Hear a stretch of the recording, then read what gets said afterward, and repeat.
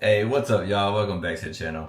Today, we're going to talk a little bit about the current job market here in China and just the whole job situation. Because a lot of people's been asking me about that recently. So I want to tell y'all a little bit about, what's going on right now here in China in regards to working and some of the things that you need to know and some things that you probably need to go through.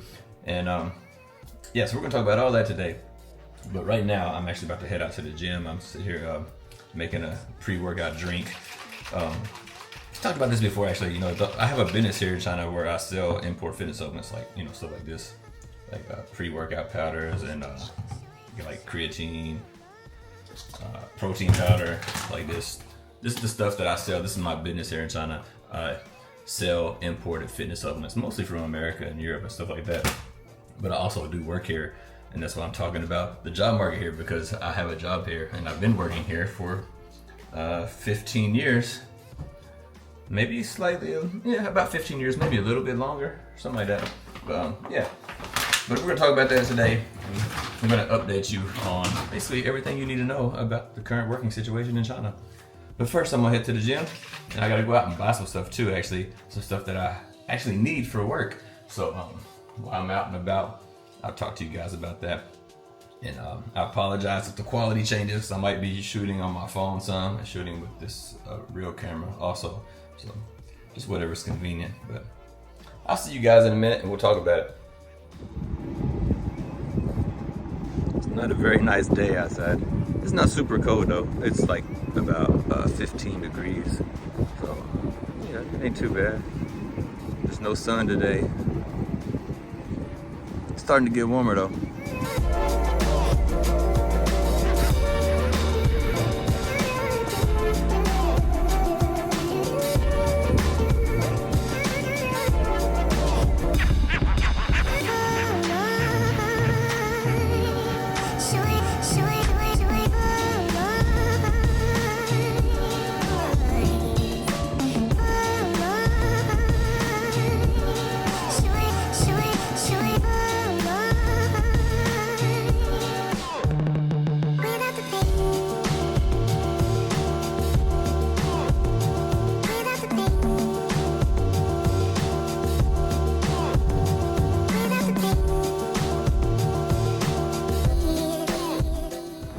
All right, y'all, workout's complete. Man, it's really windy right now. Hopefully you guys can hear me. It's super windy. I'm trying to block the wind with my hand, but anyway, just finished the workout. I'm gonna go get my hair cut real quick. Then I'm gonna go home and grab a quick bite to eat, and then we're gonna talk more about working in China and all the details about that. But if you're interested to know about how I stay fit and healthy in my 40s, I'll be more than happy to make a video about that, let you guys know and tell you guys a little bit more about my business that I do here is related to the fitness industry. So if you want to know all about that, let me know in the comments below, and I'll make a video for you guys about health and fitness here in China, as well as some more information about my business and how I do business here and that kind of thing. So anyway, I'll see you guys in a minute. Let me get a quick haircut. All right, just got my haircut. Not too bad. Honestly, I couldn't even tell you how much it costs. I paid like $100 for like a card, like back in July, and I get my haircut like once every 3 weeks, and so he just told me I still have 3 times left, so basically almost 3 months left. So I don't even know how long that is. Went from July until what's March? Now it's March, so almost a whole year for like $100. Not bad. Anyway, I'm gonna go grab a bite to eat and let's talk about this working in China thing. All right, so I'm back home now. I'm about to have my post-workout meal, and we're gonna have a chat about working in China. I got this big ass bowl right here. It's like for a salad actually. So I'm gonna show you what I'm gonna have real quick. I just bought a salad from the supermarket. It's like this, a little salad, and I'm just gonna eat this and then have a protein shake. So I'm on a diet right now actually. So I'm on a cutting diet, so I'm losing some fat, and so yeah, keeping it simple right now. Salad and the protein shake, and then yeah, that's all I'm gonna have for lunch right now. Anyway, when it comes to, sorry, that's noisy as hell. When it comes to working in China, just let me tell you everything I can think of. I'm just telling you off the top of my head, like, I don't plan this stuff. You guys know already. I just make my videos and that's it. I don't do scripts, none of that. So yeah, when it comes to working in China, it's a couple of things. that you need to think about, or a couple different options, right? First of all, when it comes to the working situation right now in China, if you want to work in China as an English teacher, I'm speaking more specifically as a teacher, not just an English teacher, but other things, because I'm not an English teacher either. I'm a teacher, but not an English teacher, but I used to be. But when it comes to teaching English, back in the day, all of the cities, especially the big cities, like when I say big cities, like the major cities in China, you have your Shanghai, your Beijing, your Guangzhou, Shenzhen. Basically, those cities right there were the only ones that paid like a high salary. I wouldn't say high salary, but the highest salary. So you could get more money in those bigger cities than anywhere else in China. But now, things are a little bit different nowadays than what they used to be. And so how does that change? Right now, a lot of the bigger cities, the salaries have all the bigger cities, the salaries have decreased a lot. They're not as much as they used to be. Like before COVID or during the COVID time, those places were paying huge money because everybody was leaving China and they were trying to get all the people they could, during those times. And because there was a lack of teachers. And so they were paying really good money. But since then, the salaries have decreased a lot. And right now, even in the smaller cities, you can get the same amount of money, and in many cases, even more money than you get in the bigger cities. Now, why does that matter? It really depends on the person. Like myself, I've been in China for a long time, right? I've been here for 15 years. And for me, I can live in any city. I don't really care. I mean, to be honest with you, they're all the same to me for the most part. I mean, there's differences, but when I say they're all the same, I've been in China for a long time. I've adapted to the culture, and I don't have to have a lot of Western things that some expats need. So if you're coming to China as a brand new person who's never been to China before, I would suggest you start your China journey in one of the bigger cities, even if that means you make less money, just because it's easier to adapt there and to get used to things there before you move on to a smaller city where things are a little bit different. So I would recommend doing that if I were you. But that being said, yeah, in the smaller cities right now, you can get the same amount of money or more money than in the bigger cities. And why this is important is because in the smaller cities, the cost of living is a lot cheaper, a whole lot cheaper. I was in Foshan. I'll talk about Shenzhen first, because Shenzhen is one of the major cities I was talking about earlier. So in Shenzhen, I was paying, this was what, maybe 7 or 8 years ago? 7 or 8 years ago, I was paying almost 1,000 US dollars a month. It's like 6,000 RMB is what I was paying for a studio apartment, 30 square meter studio apartment for almost $1,000 a month. And then that was about 7 years ago. So anyway, I moved to a smaller city and I was paying $300 a month for a 3-bedroom apartment that was like 135 square meters, right? And like right now, I'm paying $200 a month for a 63 square meter apartment, right? So I'm paying very little bit of money for an apartment that's literally double the size of what I was paying $1,000 a month for. And I'm paying a quarter of the price. So that's what you get in a smaller city, cheaper cost of living, more specifically, cheaper cost for your rent. Now, for a lot of other things, the prices aren't really going to be that different in terms of living. Like when your grocery store and stuff like that, all that stuff's going to be very similar to the same price. Eating out might be a little bit different because you have more Western food options in those big countries compared to the smaller countries. So you need to consider that if you're new to China, you're probably going to want some of those Western food options. So that's why I say you should probably stay in a bigger city at first, even if it means making a little bit less money. So keep those things in mind. But that's what I'm talking about when it comes to cities, as far as making your initial choice on which city. I got some salad dressing going on here, on which city you choose, right? Now, in terms of what you need in order to work here, okay, so I get a lot of questions about this all the time.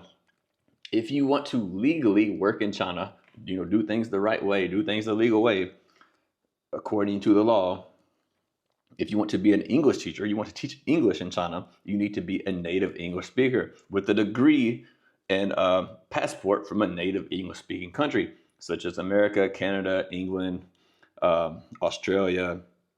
South Africa was on the list. It's kind of a funny situation now. So a lot of places don't allow it, and some places do allow it. So it's kind of iffy on that one. But most of the other major, well-known English-speaking countries are acceptable if you have a degree from that country and you have a passport from that country. Okay. Now, that being said, if you are a non-native English speaker and you want to work in China legally as a teacher, there are jobs available for non-English teaching or non-English subject positions, right? So for example, I know some non-native English speakers who are working in schools legally who are teaching subjects such as drama, which they teach those subjects using the English language, but they're not teaching English specifically. They're teaching drama, or they're teaching music, or they're teaching art, or they're teaching math, or teaching science. I know people who are doing this right now. And, doing that, those guys are making similar money to what the native English speakers are making because they're teaching a specific subject.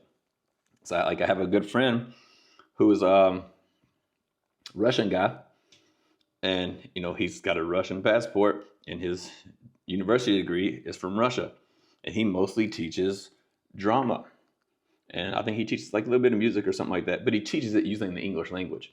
But he teaches drama and stuff like that, and he gets the same amount of money that I was getting as a native English speaker. But at that time I was teaching mostly English, and he was teaching another subject. So there are possibilities out there for you non-native English speakers. If you want to still make decent money, you can do that if you consider teaching other subjects. You can do it legally without any problem. Okay, so that is available. But if you want to legally teach English, it's not really legal for you as a non-native English speaker. But if you're a native English speaker, you can. Now, in terms of the degree can be in any subject as long as you have a bachelor degree or higher. Now, myself, I actually have a couple of degrees. I have 2 bachelor degrees and a master's degree. So, but not in English, right? My degree is in business. I have an MBA. But anyway, I'm not teaching business. I was teaching English. Now I'm teaching PE. Now, in terms of myself, teaching PE, what are my qualifications? I do have a background in fitness. I'm a certified fitness trainer and have been for many, many years. And I also own a fitness business, and I've been, doing sports my entire life. So, I have some qualifications in terms of fitness and fitness knowledge to be able to teach that, right? So I gotta have my lunch. I'm hungry. Anyway, so that's some things you need to know in terms of working here legally as a native or non-native English speaker. Both of those things, something you need to consider. Hope I'm like crunching this salad in your ear. But anyway, what's next? In terms of getting here now, legally, so if you're outside of China right now, which I'm guessing most of you are, based on the statistics on my YouTube, analytics on my YouTube channel, right now, it is getting more and more strict and more difficult to get all the paperwork processed and done in order to get here and legally work here. Because there's a lot of things you need. I have a good friend right now who is a native English speaker. He's an American just like me, and he used to live and work in China, and he left, and now he's trying to come back. He's going through the process right now. He's handling all the stuff right now that he needs to do to come here and legally work here. And he's telling me how difficult and how much of a pain in the ass it is. There's so many things you got to go through, so many different things you got to do. Like you got to have your degree and stuff like that. Apostle from America, in his case from America, right? He's his degree apostle. Then the degree has to go to the Chinese embassy, and they have to verify it. And then after you do that, then you also need a background check that also has to be notarized. And all this. There's so many things you got to do, right? You got to go through all this crap just to qualify for the initial visa to enter into China. Because once you do that, like what they do, they give you like it's what's called like a work visa, right? And you come in on this work visa, but you're not allowed to work on that visa. You're only allowed to stay here for 30 days. But once you enter into the country on that work visa, what happens is the job that hired you, they will convert your work visa into what's called a resident permit. And that resident permit allows you to stay in China as long as you have a job here, pretty much. But it expires every year. So every year you need to renew it. But once you transfer that 30-day work interest, like basically interest visa, once you transfer that to your resident permit, now you can stay for a year. You can come and go as you please. No questions asked, no problems, nothing like that. But the only way to get the resident permit is to have a job here that will help you get it. And when you do that, they'll also give you like a work permit card that allows you to work here. And it's got all your information on it. Like you scan the card and it shows you like, shows people where you work at, and like the government officials, they can scan the QR code on the card, show you where to work at and this kind of where you work at and all this kind of stuff. But you have to get into the country on the work visa first. And it's really difficult to get it. You have to like literally go to the Chinese embassy in wherever you're at. You have to go there in person with all your information, your documents and all this stuff, and apply for it. And hopefully you get it. But it's quite complicated right now to make that happen. So in terms of working here, the type of jobs that are available, right? You have your kindergartens, which mostly the kindergartens right now, they used to hire older people, but not so much anymore right now. Most of the kindergartens prefer people who are 40 years old and under, right? So if you want to work in a kindergarten with small kids, you really need to be 40 years old or under for the most part. Some may hire you anyway, but that's really only if they're desperate. But most of the time, they look for people who's like 24 to 40 years old in that age range. And working in kindergarten, actually, I used to work in the kindergarten when I first came to China, and I ended up being like a manager, like a managerial level, and even as far like as much as a director of an international kindergarten. It was actually the best one in all of Shenzhen at the time. They had like 11 schools in Hong Kong and some in Shenzhen. It was literally the best one. But yeah, I worked there for a long, long time. And for me, I loved working in kindergarten because I love little kids. Like I'm just good with little kids. Like if you put me in a room with a little kid, and 5 minutes later, they're like my best friend. So I'm really good with kids. So I really liked working in kindergarten myself. Now, the other jobs that are available, they have like these training centers, which I don't recommend working in a training center, because training center, you have like no holidays. Like you just get the standard like 7-day holiday, something like that. When you work in a kindergarten or primary school, middle school, high school, something like that, you get a really long holiday, like like 3 months in total, like 3 months out of the year is usually what you get. So you have that to consider. Working in a training center, the pay is going to be less and you get less holidays. So I wouldn't recommend working in a training center because number one, the training center, your classes are going to be small, but they're going to be like kindergarten age kids mostly. They're going to be kids who are like 3 to 6, 7 years old. And you can teach those same kids in the kindergarten and get, a lot more money. So why not just do it in the kindergarten and get more money, more holiday pay, that kind of thing, right? So that's why I wouldn't recommend training centers at all. Now, next, you got your primary school. Now, for me, primary school is probably my second favorite. More specifically, like grade 1, grade 2. I really like teaching grade 1 and grade 2, the same as I like the kindergarten. They're just small kids. They listen, they pay attention, they learn really fast, they learn everything, and they're wonderful to teach. In my opinion, just me, some people hate it. I have lots of friends who absolutely hate it. But me personally, just my personality, I'm just good with kids. I have fun with kids and I enjoy it. And I think kids also help me stay young and just help me feel younger. And I just have more fun and enjoy it. So that's me. But in terms of the payment, usually the jobs with the younger kids will also pay more money. Like a kindergarten or a primary school, generally they pay more than middle school, high school, and university. And one of the reasons why that is when you're teaching the upper level kids, like If it's not an international school, if it's a regular school, like a bilingual school or something like that, the main focus is not on English. It's on other subjects, like the math and science and history and all this other stuff. The main focus isn't English. And because they have these big tests, important tests. I don't want to get into all the test stuff, but they have these entrance examinations for universities and all this and that are very, very important. And English is not a main factor for those tests. And so you're not really as needed or as valued. And you might even have less work, but you're going to get a lot less money in most cases. So keep that in mind too. If you're like just coming for the money, you definitely want to be looking at kindergartens and primary schools. If you don't care about the money and you just prefer teaching older kids and the money doesn't matter to you, then go for teaching the older kids, more specifically university.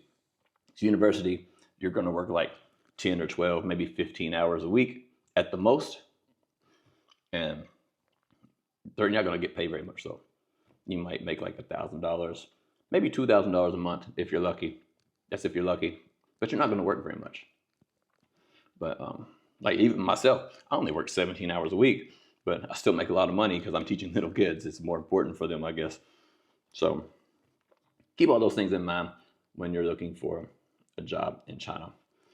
And then lastly, I guess I'll say in terms of the working environment, from my experience, I want to say that a lot of the places here are not very well managed. Well, I don't know how to say this in a good way, but like a lot of Chinese people won't say that. A lot of Chinese people will say, "Oh, that's not true," whatever, blah blah. But I'm telling you from my own personal experience, as a person who's worked in the Western world and then came to work in another country that's not doesn't do things the way we do in America, it's very, very different, and I feel it's very poorly managed. They just change things like that without telling you, without warning, without nothing. Just for a quick example, just on Thursday night, my HR lady sent me a message, and she said, on Friday, all of your classes are canceled except for one. That's what they told me. All the classes are canceled except for one. So I was like, all right, yeah, good. So I made plans for what I was going to do on Friday. And then Friday morning, when I was, not supposed to be at work, they called me and said, "Oh, we changed the schedule. You need to come in." After I had already made plans, they changed it, bam, just like that, the last second, and you have to go. And if you don't go, guess what? They take your money. So that's how things are run here. It's like last second, change this, change that, bam, bam, bam. No warning whatsoever. I mean, you have no idea when the holiday starts. There's nothing planned whatsoever. It's like last second. It's like they get an idea and then bam, you need to do it, and you got to do it now. If you don't do it now, it's your problem. Like you're messing up. So you have to be willing to adapt and make changes based on what they got to do. So you kind of got to be, just be relaxed, go with the flow. We got a guy in our work right now. They say something like that to him, he will go nuts and start screaming and cursing and acting crazy. And they're actually trying to fire the guy right now. They want to get a new teacher because this guy's a jerk because he can't handle the way they do things here. So if that's you, if you have a short patience or a short temper and you can't handle those things, I wouldn't recommend working in China. It's going to happen a lot. No matter where you're working, you're going to have these kind of things happen. So you just got to be chill, relax, and go with the flow. You don't want to be an asshole about it. You're in their country. Follow their rules. Do what they need to, do things the way they do it. Don't come in here and try to change it because you're not going to succeed. So anyway, yeah, that's really all I got for you. I'm sitting here like slowly eating this salad, crunching in your ear. Let me finish my lunch. And you guys have any questions or comments, let me know in the comments below.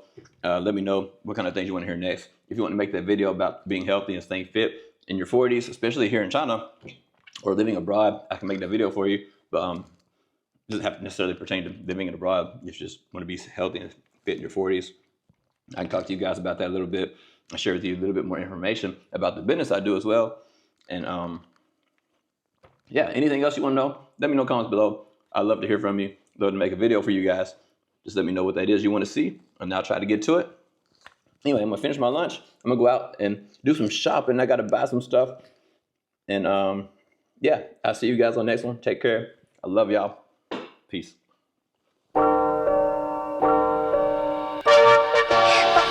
Okay.